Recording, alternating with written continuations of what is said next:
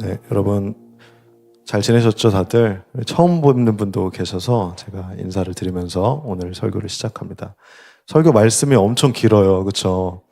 너무 길다 보니까 제가 우리 PPT 섬기는 다원이한테 제가 설교 원문을 다 보내주면서 자, 이때 이거 틀어줘, 이렇게 틀어줘, 막 이렇게 얘기하는 걸 같이 복붙을 한 것 같아요. 그래서 이해해 주시고, 또 어제 이제 수련회를 잘 마쳤습니다. 오후에 막 등산까지 하고 피곤한 몸을 이끌고 열심히 PPT를 만들어준 우리 다원 형제에게 격려의 박수 한번 부탁드리겠습니다.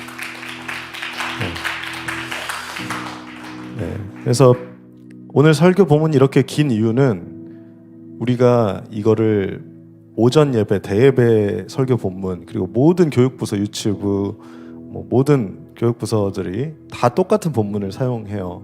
게다가 지금 이 본문을 사용하는 교회가 지금 한국 교회에서 엄청 많습니다.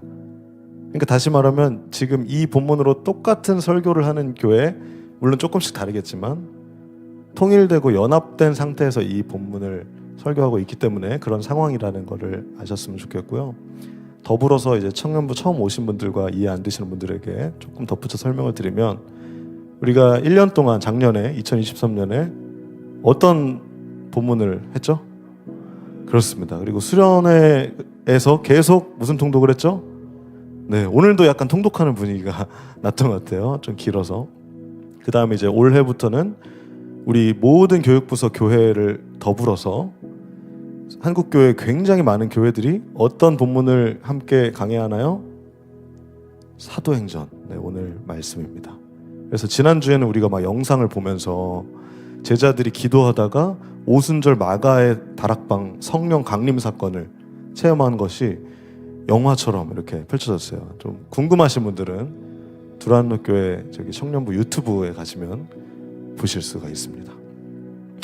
그런데 그 성령을 받았던 사건이 있는 직후에 누가 설교를 했죠? 오늘 본문 제목처럼 베드로. 네, 그날입니다. 오순절날 그날에 베드로가 설교한 내용입니다. 베드로의 설교를 제가 이제 설교하는 그런 오늘의 시간인 거예요. 근데 왜냐하면 베드로의 설교가 생각보다 이해 안 되는 부분들이 있으실 거예요, 여러분들이. 그래서 그 부분을 위주로 제가 빠르게 설교를 하도록 하겠습니다. 여러분, 요즘에 어떤 때를 살아가고 계십니까? 여러분의 지금의 때는 어떠세요? 아마 여기 20대 분들, 30대 분들 거의 대부분의 20, 30대가 계실 텐데, 감사합니다.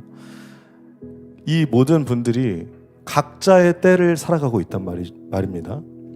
그래서 오늘 첫 번째 여러분들에게 이 질문을 드리면서 설교를 시작하고 싶었어요. 여러분은 어떤 때를 살아가고 계십니까?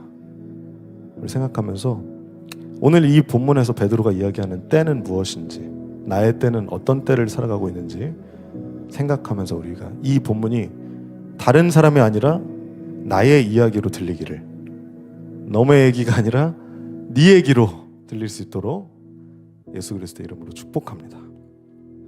오늘 본문의 첫 부분은 14절입니다. 여러분, 제가 수련회에서 엄청 강조한 얘기인데 이걸로 보지 마시고, 물론 이건 도와주는 거예요. 그러나 우리는 개역개정이 아니라 무슨 본문을 쓰죠? 역본을 쉬운 성경이라는 역본을 사용해서 쉽지만 여전히 어려운 이 성경을 그나마 더 쉽게 좀 접하고 있습니다. 청년의 시선으로. 14절 보시면 베드로가 성령 강림 사건, 막 불이 각각 임하고 방언의 역사가 있는 그 사건의 현장에서 저처럼 이렇게 딱 일어선 거예요. 섰어요. 사도들과 함께, 11명의 사도들과 함께 일어서서 큰 소리로 이야기합니다. 설명해 드리겠습니다 하는 거예요. 귀 기울여 주십시오 하는 거예요. 이제 서론을 한 거예요.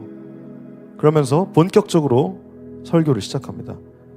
15절로 넘어가면 이 직전 말씀에서 술에 취한 것 같다라고 그 사건들 막 방언하고 이러니까, 실제로 제 친구들도 막 수련회에서 막 방언하는 거 보잖아요. 되게 미친 것 같다. 진짜 술 먹었나? 막 이런 얘기를 하는 경우가 있어요. 그리고 아마 이번 수련회를 뭐 처음부터 참여하지 않으셨거나 아니면 뭐 유튜브가 아니죠, 인스타 뭐 짤로 보셨거나 하면은 이렇게까지 한다고? 막 이런 생각이 드셨을 수도 있을 거예요. 그러나 그때는 성령 강림 사건은 아침 9시밖에 되지 않았습니다. 다시 말하면 낮술을 먹었을 리는 없지 않냐 이 소리예요. 우리도 보통 밤에 먹죠, 술을. 네, 아닌 분들도 계시겠지만. 그래서 그 얘기를 지금 하고 있는 거고요. 16절에 보면은 이제 본격적으로 요엘이라는 예언자를 이제 인용하면서 이 성령 강림 사건을 설교하기 시작합니다. 베드로의 이야기예요. 그래서 요엘 예언자가 예언한 게 뭐냐면요. 여러분 잘 아시는 찬양인데 이 찬양 아세요? 마지막 날에 아세요? 네. 그다음에 후렴 뭐예요? 자녀들은 예언할 것이요. 다 같이 청년들은 환상을 보고 아비들은 꿈을 뭐가 임하면 주의 영이 임하면 그러고 이제 또 성령이여 임하소서 하잖아요. 성령 임하신 사건이 오순절 성령 강림 사건이었고 그 사건 이후에 이제 이 요엘을 인용해서 마지막 날에 우리가 잘 알고 있는 찬양. 근데 저도 이 마지막 날에 엄청 많이 불렀거든요. 중고등학교 때. 뭔 뜻인지 몰랐어요. 자녀들이 막 예언을 한대. 내가 뭐 미래의 일을 이야기를 한다는 거야. 내가 자녀였으니까. 청년이 됐어. 젊은이가 됐어. 환상을 본대. 뭐 그러면 갑자기 막 이렇게 눈 뒤집히고 막 환상 본다는 건가? 무슨 말이지? 늙은이들은 꿈을 꾼대. 잠도 별로 없으신 것 같은데 왜 꿈을 꾼다고 얘기하지? 이해가 되지 않았어요. 근데 제가 이제 성경을 공부하면서 제가 여러분들에게 첫 질문 드렸던 게 여러분 어떤 때를 살아가고 계십니까? 라는 질문이었습니다. 그런데 요엘 선지자를 인용해서 오늘 17절에는 마지막 날에 종말의 때 마지막 때를 살아가고 있다고 베드로는 이야기를 하고 있습니다. 이 마지막 날이라는 의미는요. 예수께서 이 땅에 오셨습니다. 그래서 이미 하나님 나라가 오셨어요. 이 땅 가운데. 그래서 성령이 약속대로 오시고 이 땅에 다스려지고 있는 상태입니다. 지금이 그때예요. 그러나 예수님이 다시 재림하셨습니까? 이단들은 예수님이 막 재림했다고 하잖아요. 예를 들어서 문선명이 그 예수다, 재림 예수다, 이런 얘기하거나 아니면 또 신천지, 또 하나님의 성회 등등 여러 가지 이단들은 그렇게 얘기를 하는 거예요. 그러나 아직 오시지 않았습니다. 예수님 그런 상황이에요. 마지막 날이라는 것은 그런 의미예요. 다시 말하면 예수님이 부활하시고 하늘로 올라가셔서 다시 돌아오시기 전에 모든 기간을 마지막 날이라고 하는 겁니다. 우리는 마지막 날을 살아가고 있어요. 그래서 요엘 선지자는 원래 요엘 본문에 보시면 사실 마지막 날이라고 안 하고 그런 뒤에라고 써 있습니다. 요엘 2장에 보면 그런 뒤에라고 써 있는데 성령님이 이제 지난주 우리 설교에서 보면 딱 오셨죠. 그렇기 때문에 마지막 날이라고 베드로는 인용을 조금 다르게 해서 이걸 그대로 발췌해서 쓰는 게 아니라 때가 달라졌기 때문에 마지막 날이라고 바꾼 겁니다. 오늘 본문으로 다시 돌아와 주세요. 그래서 그 다음에 마지막 날에 뭐라고 써있냐면 내 영을 뭡니까? 잘 아시는 것처럼 성령님을 부어주겠다. 너희의 아들, 딸은 예언할 것이고 너희의 노인은 꿈을 꿀 것이며 젊은이들은 환상을 볼 것이다 이렇게 나와 있는데 이 예언과 꿈과 환상은요 구약시대, 잘 들으세요. 이거 마지막 날에 제가 가사풀이 해드리는 거예요. 지금까지 우리가 모르고 불러왔던 그 의미들 저도 되게 이거를 공부하면서 되게 뭔가 속 시원한 이게 그런 의미였구나 이런 게 있었거든요. 성령님이 우리한테 오시면 이 예언, 꿈, 환상 이거는요 구약시대에 하나님의 뜻을 받았던 방식들이에요. 여러분 요셉이 어떻게 했어요? 꿈 꿨고 환상을 보면서 그리고 또 야곱이 베델에서 이제 꿈 꾸면서 막 사닥다리 천사 오르락 내리락 하는 꿈 그리고 환상을 보는 것 그리고 막 예언자들이 수많은 예언자들이 누구를 예언했습니까? 구약에?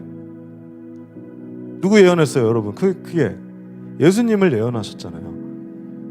즉 이 예언과 환상, 꿈 이런 것들은 하나님의 뜻, 하나님의 마음을 아는 통로라는 뜻이에요. 다시 말하면 무엇입니까?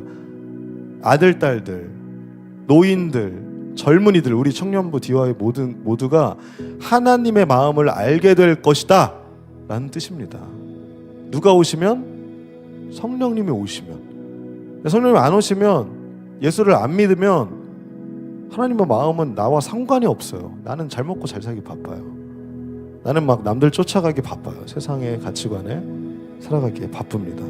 여러분 어떤 때를 살아가고 계십니까? 우리 함께 생각하면서 계속해서 봤으면 좋겠습니다. 18절에 보면 그날에 내 남자 종들과 여자 종들에게 내 영을 부어주겠다 이렇게 얘기를 하십니다. 이게 남자 종 여자 종은 요엘서에는 없는 내용이에요. 근데 덧붙여서 베드로가 이야기를 합니다. 그때는 이제 종이라는 게 있었고 또 이 종은 하나님이 주인이신 그 모든 종들을 의미를 하는 거예요. 그리고 남자와 여자의 차별이 있었던 당시에, 지금은 많이 없어졌지만 모두에게 영을 부어주겠다는 그런 의미로 지금 18절에 이야기를 하고 있습니다. 그러면 그들은 예언할 것이다. 이것은 미래의 일을 막 내가 예를 들어서 유겸이 너 이제 막 취직해가지고 떼돈 벌어서 완전 개부자 될 거야 막 이렇게 예언하는 그런 점쟁이처럼 하는 예언, 막 타로 카드 점 보듯이 야 올해는 뭐가 돼 이런 거 아니, 이런 것도 물론 있어요. 신비에서 있어요. 그러나 그게 중점이 아니라 뭐라고요? 하나님의 뜻, 하나님의 마음을 알게 해주신다는 거예요. 뭘가 부어지면 성령님이 우리한테 부어주시면, 우리는 지난주 그래서 성령 강림 사건을 목도했고, 그리고 오늘 이번 수련회를 통해서 우리는 성령을 경험했습니다. 예수를 믿었고 성령의 오심을 경험했어요. 여러분은 어떤 때를 살아가고 계십니까? 그래서 계속해서 보시면은 19절로 넘어갑니다. 그래서 이제 막 기이한 일들, 표적, 초자연적인 역사를 의미하죠. 이것은 결국은 자, 막 난리 날 거야, 막 너네 이제 망할 거야 이 소리가 아니라 이렇게 되기 전에 너네 회개해, 이런 의미를 가지고 있어요. 이 난리 나기 전에, 너네 마지막 날 진짜 오기 전에 여호와께 돌아가라고 요엘 선지자도 베드로도 이야기하고 있는 겁니다. 20절로 넘어갑시다. 20절에 보면 똑같은 말, 해가 어두워지고 막 달이 핏빛으로 변한다고 비유하고 계시죠. 그러나 이 일이 크고 일어난 후에 크고 영광스러운 주님의 날이 온다고 이야기를 합니다. 21절이 중요해요. 이거 말하려고 지금 막 그런 무거운 얘기들, 막 난리들, 막 신비스러운 일들을 이야기한 거예요. 그러나 잘 들으세요. 우리 같이 읽읍시다. 그러나 누구든지 주님의 이름을 부르는 사람은 구원을 얻을 것입니다. 여러분 요엘서 2장을 나중에 관심 있는 분들이 더 읽어보시면 요엘 2장 13절에 보면 옷을 찢지 말고 너희 마음을 찢어라. 너희 하나님 여호와께로 돌아오너라. 오늘 불렀던 찬양처럼 그분은 은혜롭고 자비로우시다. 그분은 쉽게 노하지 않으시고 사랑이 많으시며, 그죠? 오늘 찬양 불렀던 거죠. 벌을 내리시지 않으신다. 그래서 요엘서 2장을 제가 요약해봤더니 5개의 키워드가 나옵니다. 첫 번째는 요엘서 2장 23절에 보면 회개, 돌아온다는 건요 회개예요. 회개. 우리가 마음을 돌이키는 거예요. 이제 내가 주인이었고 그냥 지금이 어떤 때이든 상관없이 남들 따라가거나 아니면 내 마음대로 살았던 나의 때를 돌이키는, 그게 이제 회개입니다. 회개하면 그 다음에 요엘서 2장 28절 띄워주세요. 그 다음에 이제 이 말씀이 나오는 거예요. 우리가 회복하는 겁니다. 회복. 그리고 성령이 부어주십니다. 나의 영을 부어주시고 또 오늘 잠깐 제가 아까 얘기했던 예언, 하나님의 마음을 알게 해주시는 거예요. 다시 돌이키면 회개하고 회복하고 성령을 받아서 예언하는 데까지 왔습니다. 그 다음 마지막에 요엘서 2장 31절. 네, 이거 잘 이해 안 되시는 분들은 요엘서 2장을 한번 궁금하시면 읽어보시면 좋을 것 같고요. 일단 시간이 없으니까 요엘서 2장 31절 보시면 31절로 넘겨주세요. 난리 나는 거. 네, 31절. 네, 아무튼 31절에 그래서 심판이 나오고 32절에 이제 저 말씀이 나온 거예요. 32절. 그래서 키워드를 요약하면, 키워드 혹시 있나요? 키워드 5개. 첫 번째 회개, 그 다음 회복, 그 다음에 성령, 그 다음에 예언, 하나님 마음 아는, 그 다음에 심판. 이렇게 5개 키워드예요. 회개, 회복, 성령, 예언, 심판. 이게 요엘 2장에 나와 있어요. 그래서 결론적으로 오늘 베드로의 설교에서 요엘이라는 예언자의 예언을 인용한다는 것은 이 5개 키워드를 이야기하고 있는 거예요. 예수 믿으면, 그러니까 예수 믿는다는 건 뭡니까? 회개하는 거잖아요. 우리의 마음을 돌이켜서 예수 믿는 거잖아요. 나 믿지 않고 세상 믿지 않고 예수 믿으면 구원받는다. 회복하고 성령 받아서 우리는 이제 예언하고 하나님 마음 알고 심판에 이제 그 심판 가운데 설 수 있다. 이 얘기를 지금 베드로는 하고 있는 겁니다. 여러분 수련회에서 어떤 일이 있었냐면 안 갔다 오신 분들이 있으니까 제가 잠깐 수련회 썰을 좀 풀겠습니다. 수련회에서 우리가 계속 요한복음을 1장 1절부터 시작해서 다 읽었어요. 21장까지 다 같이 한 절씩 한 절씩 돌아가면서. 그래서 예수님이 어떻게 이 땅 가운데 오셨고 또 어떤 일들을 하셨고 어떤 표적을 보이셨고 어떤 선언들을 하시면서 내가 누구다, 에고 에임이 나는 어떤 뭐 생명의 빵이다, 나는 뭐 목자다, 양의 문이다, 막 이런 얘기들 막 하면서 우리가 요한복음을 다 읽었어요. 그러니까 복음을 우리가 들은 거예요. 복음을 들었잖아요. 그 다음에 놀랍게도 회개를 시작했어요. 언제였냐면 마지막 날 저녁 기도할 때였어요. 그때 저는 이제 끝내려고 했거든요, 기도회를. 근데 갑자기 우리 회장님이 엉엉 울면서 큰 소리로, 저런 사람이 절대 아닙니다. 완전 T예요. 아시는 분 아시겠지만 제가 F고 저는 막 엉엉 우는 스타일이고 완전 T인 사람이 다 기도 끝났어. 이제 야 이제 팀 모임 가, 이제 나눠서 해 했는데 막 울어. 술 취한 것처럼, 우리 오늘 본문에 나온 것처럼 말도 안 되는 일이 일어났어요. T인 사람이, 정말 굳었던 사람이, 저런 사람이 절대. 근데 제가 기도 소리를 그래서 들었어요. 영적으로 이게 어떤 일이 일어나고 있는 건지 궁금하고 또 알고 싶어서. 근데 놀랍게도 읽었던 그 요한복음 말씀 베드로 이야기가, 오늘 설교한 이 베드로가 예수님을 부인하고 또 그물을 버려두고 예수를 따랐던 그 베드로가 다시 고기를 잡으러 가는 게 나 같았다는 거예요. 그래서 회개하는 기도를 계속하고 있었어요. 저는 자 회장 본을 보여서 이제 기도 막 해서 난리 한번 내봐, 이렇게 제가 이렇게 한 게 아니에요. 제가 막 쇼맨십으로 자 오케이 알겠지, 몇 시에 내가 이렇게 할 테니까 자 너 이제 엎드리고 막 눈물 즙 짜가지고 난리 한번 이렇게 보자, 우리 한번 쇼 한번 해보자, 이렇게 절대 짜지 않았어요. 전 제의가 아니라 저는 피거든요. 근데 놀랍게도 아시는 분은 아실 거예요. 그래서 갑자기 기도해서 그냥 기도 좀 더 하려나 보다 했는데 DY가 다 모였어요. 그 주위로. 제가 시킨 것도 아니에요. 자 이제 현우가 올 테니까 팀장도 나와서 옆에 동그랗게 서서 기도, 이게 아니라 자연스러운 현상이 일어났어요. 여러분 이거는 누구의 역사입니까? 저는 단언컨대 성령님께서 우리의 마음을 움직이셨다고 생각해요. 그 말씀대로 이루어졌다고 생각해요. 놀랍게도. 그리고 막 회개가 계속해서 연속해서 일어나는 사건. 그리고 12시가 막 지나도록 기도하고 또 겨우 진정시키고 이제 기도 끝나고 팀 모임으로 나눠서 놀라운 막 나눔들, 간증들이 막 선포되고, 그리고 어려웠던 관계들이 회복되고 오해들이 풀리고 막 이런 것들을 봤어요. 이거는 제가 아무리 말을 많이 하고 막 야 너네 화해해야지, 너네 이렇게 사랑해야지, 이런 말로는 절대 안 되는 일들이에요. 성령의 역사하심이에요. 실제적으로 우리의 관계와 우리의 문제와 이런 것들이 풀리는 것들을 우리는 수련회에서 목도했습니다. 여러분들 못 보셨을 분도 계시지만 저는 봤어요. 성령이 역사하신다고 믿어요. 그래서 자 그럼 이제부터 이것을 어떻게 해석하고 우리는 어디로 나아가야 할 것인가를 저는 이제 고민을 하고 있는 거예요. 그래서 이 역사를 짧게 말씀드린 이유는 여러분 여기에 참여하시라는 의미예요. 베드로도 오늘 이렇게 얘기하고 있습니다. 누구든지 나 여호와의 이름을 부르는 사람은 구원을 받을 것이다.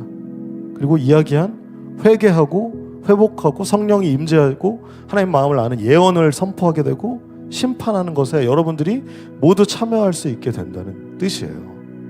이 요엘서를 그래서 인용하는 겁니다. 그 다음에 오늘 본문으로 들어가서 22절로 보시면 나사렛 사람 예수님은 어떤 분이신지를 이제 막 선포합니다. 여러분 잘 아시잖아요. 하나님과 같은 분이신 삼위일체 하나님, 예수님을 통해서 기적을 일으키시고 기이한 일과 표적으로 분명히 보여주셨어요. 우리 요한복음에서 봤잖아요. 그리고 이 모든 일이 너의 일이 아니라 누구의 일이다? 네 일이다. 여러분들을 통해서 여러분 가운데서 일어났어요. 그래서 여러분들한테 이 예수님이 그런데 넘겨졌어요. 예수님을 십자가에 못 박은 사람 누군지 아십니까? 유대인들입니까? 이스라엘 사람들입니까? 아니에요. 나예요. 나. 내가 예수님을 십자가에 못 박았어요. 내 죄 때문에 예수님이 십자가에서 처절하게 죽으셨다고요. 그 얘기를 지금 하고 있잖아요. 23절 여러분에게 넘겨졌고 악한 사람들의 손을 빌어 예수님을 십자가에 못 박게 죽였습니다. 여러분은 이 모든 일은 하나님께서 이전부터 알고 계셨고 여러분이 행한 일도 모든 게 계획대로 된 것이었습니다. 24절 하나님께서는 예수님을 다시 살리셨습니다. 부활시키셨어요. 죽음의 고통에서 그분을 풀어놓으셨습니다. 그것은 죽음의 예수님을 계속 붙잡아둘 수 없었기 때문입니다. 이 복음을 베드로는 당당히 선포합니다. 여러분들에게도 오늘 저는 복음을 선포합니다. 여러분 예수 믿고 구원받으세요. 예수 천당 불신지옥이라고 외치는 그 되게 흉악스럽게 보이는 거부감 있는 메시지 안에 진리가 있습니다. 예수님 믿으세요. 정말 예수 믿는 청년이 됐으면 좋겠어요. 29절에 그리고 하반절에 다윗을 예시로 듭니다. 이제 요엘의 예시는 끝나고 다윗의 예시가 시작되죠. 그래서 다윗이 예언한 이 시편 말씀, 이 시편 말씀이 성취되었다라는 것을 이야기를 하고 있는 거예요. 그래서 그래서 이거 시간상 스킵하겠습니다. 시편 16장 말씀이에요. 16장 8절에서 11절 말씀. 혹시 준비됐으면 띄워주세요. 네. 그래서 여호와를 모셔두었습니다. 주님께서는 늘 내 오른편에 계심으로 내가 결코 흔들리지 않아요. 그래서 예수 그리스도께서 복음서를 잘 보신 분 알겠지만 하늘로 올리셔서 하나님의 보좌 어디에 계십니까? 보좌 우편에 앉아 계신다고 나와 있어요. 그것이 시편에서 다윗의 고백이었지만 성취되었다라는 것을 베드로는 이야기합니다. 그래서 요엘도 이 다윗도 이 베드로를 통해서 예언이 어떻게 성취되었는지를 알려준 거예요. 여러분 말씀은 흔들리지 않습니다. 모든 것은 성취됩니다. 그래서 이 성취된 말씀을 이제 이야기를 하는 겁니다. 오른편이 어떤 의미를 가지고 있는지 조금 TMI를 설명드리자면 하나님의 오른편, 우리도 이제 그 옛날에 막 조선시대에 영의정, 우의정, 좌의정 있었잖아요. 그래서 우가 좋은 사람이에요? 좌가 좋은 사람이에요? 우가 좋아요. 원래 옛날 시대부터 오른쪽이 되게 좋은 거예요. 그래서 오른손잡이들이 더 많으니까 왼손잡이 막 야, 너 왼손 쓰면 안 돼 막 이런 거 하고 그랬잖아요. 그런 의미를 가지고 고대에는 더 심했어요. 그런데 또 어떤 의미가 있냐면 이 오른쪽은 가장 가까운 곳이라는 의미가 있어요. 그리고 능력의 자리라는 또 의미가 있어요. 그래서 예수 그리스도가 오른쪽에 보좌 우편에 앉아 계시다고 이야기를 하는 거고 그것을 다윗은 막 몇백 년, 몇천 년 전에 예언을 했다는 거예요. 그리고 그것은 예수 그리스도로 인해서 성취되었다는 거예요. 그래서 마태복음 25장 32절에서 33절 보면은 목자가 양과 염소를 구분하듯이 인자가 뭐 사람들을 다룰 것이다 이런 얘기 나와 있고 혹시 준비됐나요? 마태복음 25장 32절 33절. 그래서 오른쪽에는 양을 두고 왼쪽에는 막 염소를 둔다 이런 말씀이 마태복음에 나와 있어요. 양은 보통 성경에서 좋은 의미고 염소는 좀 안 좋은 의미예요. 그래서 막 오컬트 영화 이런 거 보시면은 염소 막 나오잖아요. 염소 제물로 바치고 그게 되게 안 좋은 의미예요. 염소는. 근데 양은 예수님을 상징하고 되게 좋은 의미예요. 그래서 양이 오른쪽에 있고 염소가 왼쪽에 있다는 뜻이에요. 오른쪽과 왼쪽은 그런 의미를 가지고 있습니다. 예수님은 그래서 보좌 어디에 앉아 계시다? 보좌 우편에 앉아 계시다는 거예요. 제 기준으로 오른쪽 여기지만 여러분 기준으로 여기 이제 앉아 계신 거예요. 우편에. 이해되시죠? 자, 이제 여기까지가 이제 베드로의 설교였어요. 자, 설교가 있는 다음에 설교 잘 들었다 하고 이제 집에 가면 됩니까? 여기서 이제 사람들의 반응이 시작돼요. 여러분 잘 들으세요. 여러분들의 반응이 됐으면 좋겠어요. 37절 오늘 본문으로 돌아와 봅시다. 사람들이 이 말을 듣고 마음이 찔렸어요. 왠지 아세요? 내 얘기 같은 거야. 이 모든 사건이 다른 너의 얘기인 줄 알았는데 내 사건이었던 거야. 알고 보니까 내가 예수를 십자가를 못 박았고 내 죄 때문에 예수가 죽었다는 거야. 나는 어떻게 해야 돼? 라는 마음이 들었어요. 베드로와 다른 사도들한테 사람들이 마음이 찔려서 우리가 어떻게 하면 좋겠어? What should I do? 한 거예요. 어떻게 해야 됩니까? 나 이제 어떻게 살아야 됩니까? 이것은 결국 자기의 존재에 대한 질문인 거예요. 나는 어떤 존재예요? 나는 뭐 해야 돼요? 이제 나는 뭐 먹고 살아야 돼요? 같이 뭔가 나의 그 존재에 대한 존재론적인 질문을 하는 거예요. 왜냐하면 더 이상 나는 이런 존재로 살아가면 안 된다는 걸 느꼈기 때문이에요. 그래서 우리가 어떻게 하면 좋겠습니까? 라는 존재론적인 질문을 던집니다. 베드로가 어떻게 대답합니까? 38절 오늘의 결론과 같은 이야기. 잘 들으세요. 회개하고 여러분은 각각 예수 그리스도의 이름으로 세례를 받으십시오. 그러면 여러분의 죄는 용서받을 것이며 성령을 선물로 받게 될 것입니다. 이것이 오늘 베드로 설교의 결론입니다. 여러분, 우리의 삶을 예수 그리스도께로 돌이켜서 세례를 받읍시다. 물로 세례를 받고 성령으로 세례를 받읍시다. 물의 세례는 공동체에서 믿음을 인정받는 걸 의미해요. 성령의 세례는 이제는 내가 예전처럼 죄를 좋아하던 습성들, 내가 신이었던 모든 것들을 내어버리고 놀랍게도 성령의 은혜로 예수를 선택하고 내 삶을 돌이키는 것을 의미하는 거예요. 그게 성령의 세례입니다. 여러분, 혹시 세례를 받으신 분 한번 손들어. 물세례 받으신 분 손들어 보세요. 내리시고. 물세례를 나는 그 유아세례 포함입니다. 유아세례 나는 받지 못했다 하시는 분 손들어 보세요. 괜찮아요? 네, 손들어 보세요. 네, 물세례를 아직 받지 못했다. 네. 그래서 저는 여러분들에게 이 자리에서 이야기하고 싶은 거는 예수를 믿는다고 생각이 드시면 물세례를 받으세요. 네, 교회에서 인정받으세요. 그리고 또 거기서 끝나면 안 돼요. 그냥 뭐 교회에서 물세례 줬다고 이 사람이 무조건 예수 믿는 청년이고 예수 믿는 신자가 된 게 아니에요. 성령의 세례를 받아야 됩니다. 여러분의 삶에 획기적인 변화를 경험을 하셔야 돼요. 그것이 성령 세례입니다. 그래서 우리가 수련회에서 받았던 그 놀라운 일들, 그것은 성령 세례였어요. 거기에서 이제 경험했던 모든 것들, 아는 사람은 다 알잖아요. 뭔가 신비한 일들, 그리고 앞으로 여러분들에게 펼쳐질 놀라운 것들, 이런 것들 다 성령의 역사가 될 것입니다. 오늘 본문으로 들어봅시다. 39절로 넘겨주세요. 그래서 이것은 모든 사람들, 아까 얘기했죠. 뭐 여종, 남종, 자녀들, 젊은이들, 또 뭐 늙은이들까지 모든 사람들한테 주시는 약속이에요. 그래서 40절에 보시면 이 밖에도 다른 여러 말로 호소했고, 그러니까 설교가 길었던 거예요. 지금 저의 설교처럼 되게 있었는데 이제 요약을 한 거죠. 그리고 악한 이 세대에서 구원을 받으라고 권면합니다. 오늘도 저는 여러분들에게 똑같이 권면하고 싶어요. 세대는 악합니다. 지금 우리는 자본주의를 살아가요.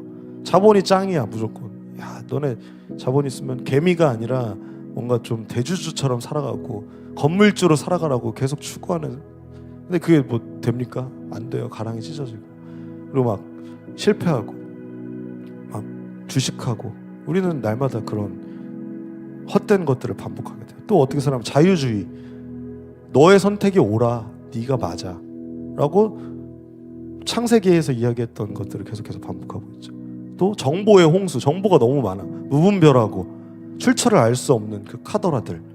근데 유튜브 한번 썸네일 잘못 보면 오 진짜 그런 것 같아, 정한빛 전도사 이단인 것 같아, 막 이거 유튜브에 뜨면 다 막 많이 믿을걸? 이런 시대를 우리는 살아가고 있는 거예요. 그리고 또 뭐 있어요? 내가 주인인 세대, 웰빙, 욜로, 이런 것들 다 우상 숭배입니다. 하나님 믿지 말라는 거나 마찬가지예요. 우리는 이런 악한 세대를 살아가요. 그래서 여러분들을, 저를 포함해서 우리는 참 불쌍하다고 생각이 들어요. 정말 거룩하고 막 부흥의 세대였으면 좋겠는데 이 세대는 너무 악하고 처절하고 정말 막 가랑이 찢어지는 시대니까 여러분 힘들잖아요. 아프고 외롭고 우울하고 막 이럴 때 많잖아요. 저도 그랬고 여전히 그럴 때도 있습니다. 그러나 오늘 분명히 이야기하는 것은 이 악한 세대에서 구원을 받으라고 합니다. 이거를 계속 이야기하는 거예요. 믿어서 회개하고 성령 받아서 우리가 예언하고 회복하고 막 구원받는 이 놀라운 역사를 받으라고 계속해서 베드로는 이야기했다는 것입니다. 그래서 41절에 보면 베드로의 설교를 받아들인 사람은, 여러분들은 세례를 받았습니다. 물로 성령으로. 그날 믿는 사람의 숫자가 몇이라고요? 3,000명이에요. 3,000명. 약간 뻥 같죠? 3,000명. 근데 제가 지금 DY 예배 오늘 몇 명 왔어요? 40명 정도 왔어요?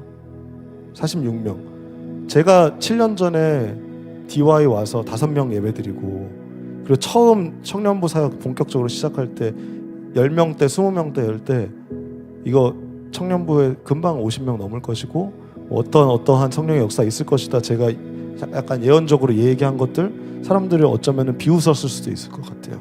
아, 그냥 되게 당차게 얘기하는구나, 이렇게 얘기했을 수도 있었을 것 같아요. 그러나 저는 계속해서 볼 거예요. 저는 아니, 오히려 사람이 적었으면 좋겠어. 이제 좀 믿는 사람만 남았으면 좋겠어. 그냥 막 억지로 끌려오고 그냥 막 믿지도 않는데 그냥 꾸역꾸역 앉아서 조는 거 말고 진짜 제대로 믿는 사람들이 우리가 모였으면 좋겠어. 그게 뭐 3,000명이든 3명이든 상관없어요. 믿는 자들이 모이세요, 여러분. 어중이 떠중이로 우리 이제 살아가지 말자는 얘기예요. 그 사람들이 모이면 어떤 일이 일어나는 줄 아세요? 42절 봅시다. 사도들의 가르침을 받으면서 서로 교제하고 빵을 나눠 먹고 기도하는 일에 힘썼습니다. 우리 수련회에서 이런 역사를 함께 맛봤죠. 43절. 사도들을 통해, 여러분들을 통해서 많은 기적과 표적이 나타나요.